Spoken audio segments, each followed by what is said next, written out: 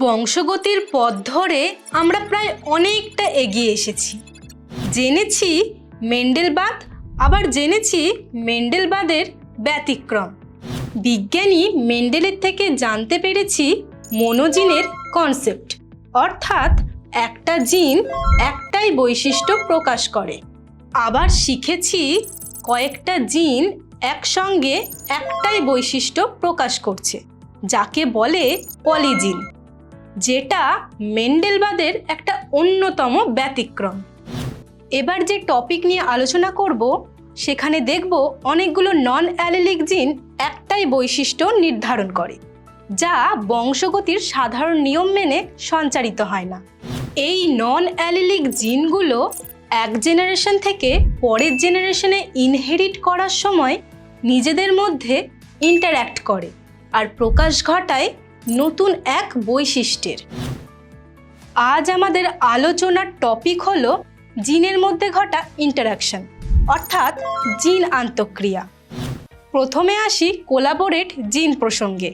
এটা বোঝার জন্য আমরা মুরগির মাথার ঝুঁটির প্রকৃতি নির্ধারণকারী দুটি নন অ্যালিলিক জিন ক্যাপিটাল আর এবং ক্যাপিটাল পি কে উদাহরণ হিসেবে ধরে নিই। মুরগির মাথাতে 4 ধরনের ঝুঁটি বা কম্ব লক্ষ্য করা যায়। সেগুলো হলো রোজ, পি, ওয়ালনাট আর সিঙ্গেল। এবার দেখো, রোজ ঝুঁটি বিশিষ্ট মোরগের সঙ্গে পি ঝুঁটি বিশিষ্ট মুরগির মিলন ঘটলে F1 জনুতে শুধুমাত্র ওয়ালনাট ঝুঁটি বিশিষ্ট মুরগি তৈরি হয়।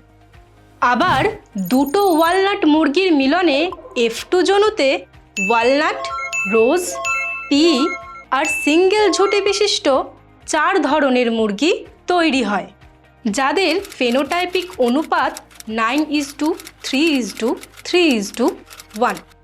এই ক্ষেত্রে F2 জনুতে ফেনোটাইপিক অনুপাতে কোনো চেঞ্জ লক্ষ্য করা না গেলেও ক্যাপিটাল আর এবং ক্যাপিটাল পি জিনের আন্তঃক্রিয়ার ফলে তৈরি বৈশিষ্ট্যগুলো স্পষ্ট দেখা যায়। আর এই জিনগুলোই হলো কোলাবোরেট জিন। এবার জানবো আরও একটা জিন আন্তঃক্রিয়ার কথা, যেখানে দুটো নন অ্যালিলিক জিনের মধ্যে একটা জিন অন্য একটা জিনকে প্রকাশ পেতে বাধা দেয়। এই ঘটনাকে বলে এপিস্টেসিস। এখানে যে জিনটা অপর জিনের ওপর বাধা সৃষ্টি করছে তাকে বলে এপিস্ট্যাটিক জিন, আর যে জিনটা বাধা পেয়ে প্রকাশিত হতে পারছে না তাকে বলে হাইপোস্ট্যাটিক জিন। চলো ইঁদুরের গায়ের রঙকে উদাহরণ হিসেবে ধরে আমরা এপিস্ট্যাসিস ঘটনাটা বুঝে নিই। স্বাভাবিকভাবে ইঁদুরের মধ্যে 3 ধরনের গায়ের রং দেখা যায়। সেগুলো হলো ধূসর বর্ণ বা অ্যাগৌটি, কালো এবং সাদা। দেখো, একটা অ্যাগৌটি ইঁদুরের সঙ্গে সাদা বর্ণের ইঁদুরের মিলন ঘটালে F1 জনুতে একটা অ্যাগৌটি ইঁদুর তৈরি হয়।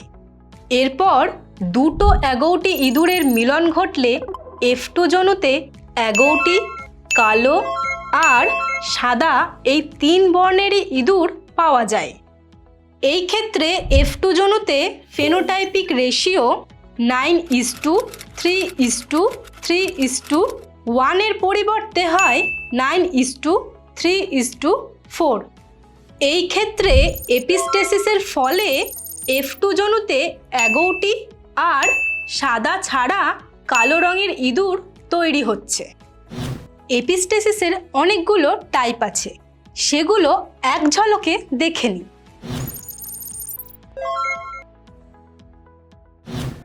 চলো এবার জেনে নিই পরিপূরক জিন বা কমপ্লিমেন্টারি জিন সম্পর্কে। মিষ্টি মটর গাছে সাদা রঙের ফুল ছাড়াও বেগুনি রঙের ফুল দেখতে পাওয়া যায়।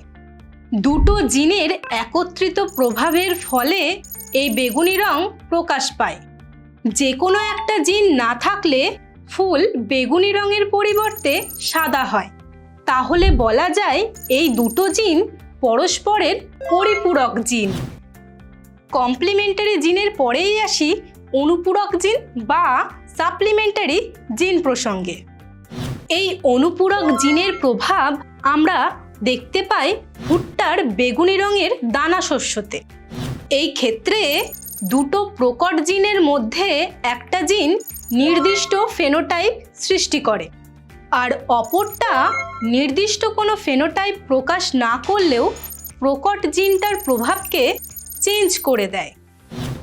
আজ তাহলে আমরা জিনের আন্তঃক্রিয়া সম্পর্কে জানলাম, যেখানে বিভিন্ন জিনের আন্তঃক্রিয়ার সঙ্গে কোলাবোরেট জিন, এপিস্ট্যাটিক জিন, পরিপূরক জিন আর অনুপূরক জিনের প্রভাব সম্পর্কে জানলাম।